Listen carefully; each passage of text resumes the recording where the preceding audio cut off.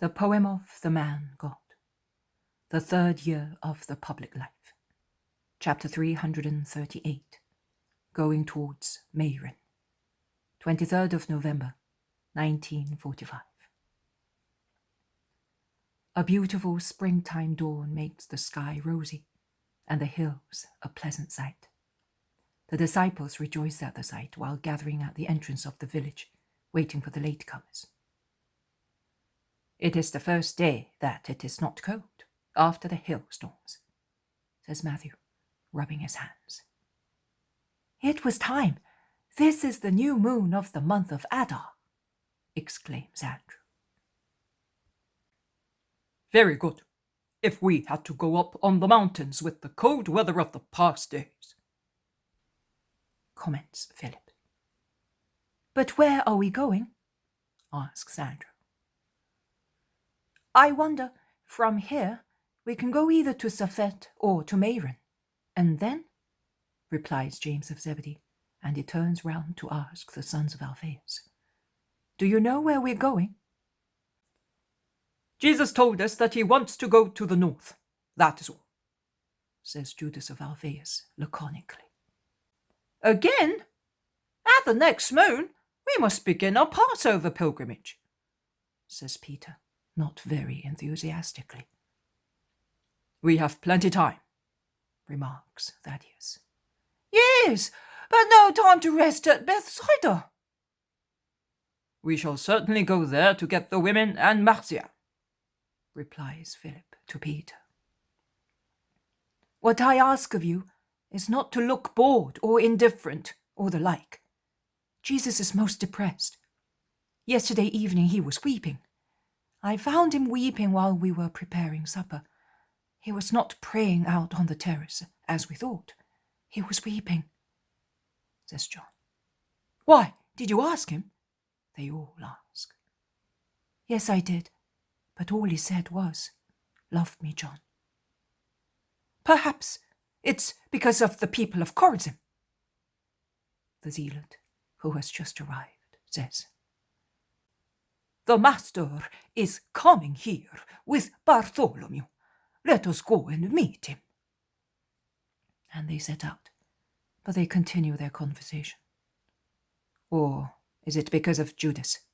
They remained alone last night," says Matthew.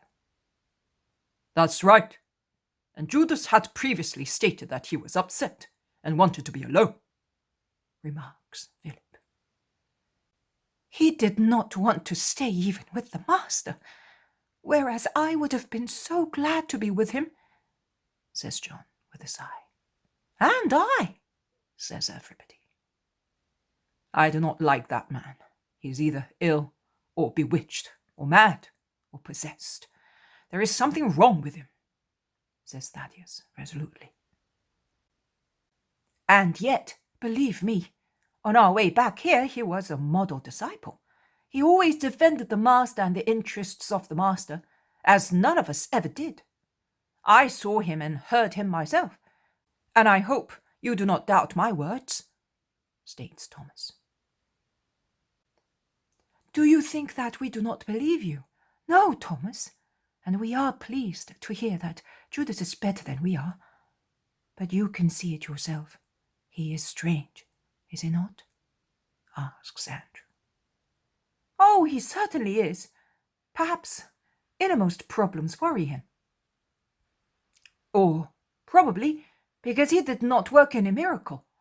He is rather proud, for a good purpose, but he is keen on doing things and he likes to be praised for them." "It may be, but the master is sad. Look at him over there. He does not look like the man we have always known. But long live the Lord! If I found out who is making the master suffer, well, that's all. I know what I will do to him," says Peter. Jesus, who is talking intently to Nathanael, sees them and quickens his pace, smiling.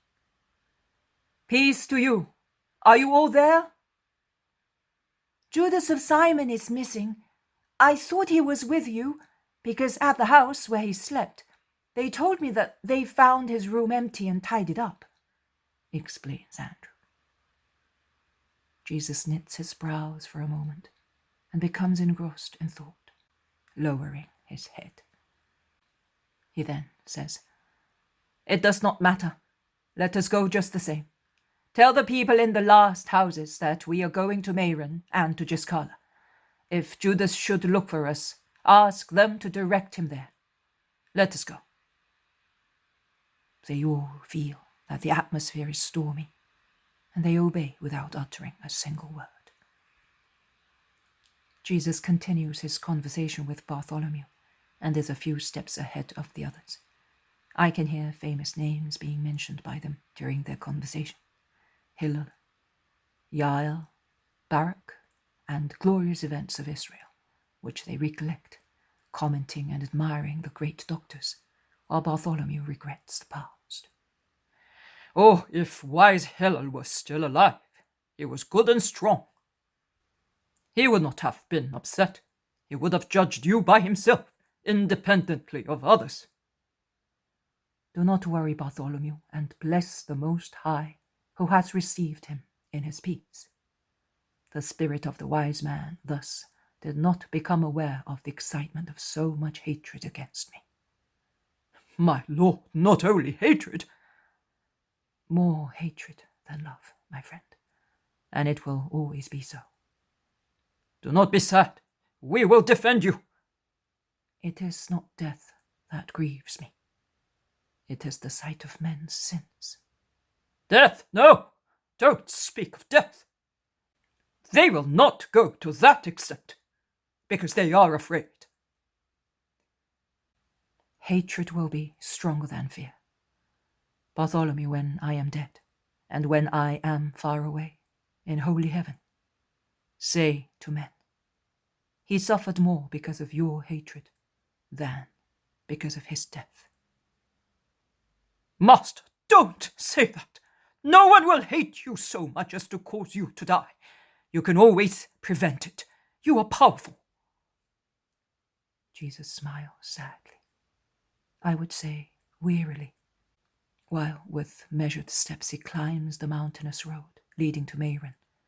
And the more the road climbs, the wider becomes the beautiful view of the Lake of Tiberias, visible through an opening in a gorge, on nearby arch-shaped hills, which, however, obstruct the sight of Lake Merom, while the view extends beyond the Lake Tiberias on the tableland beyond the Jordan, as far as the remote, indented mountains of Hauran, Trachonitis, and Perea.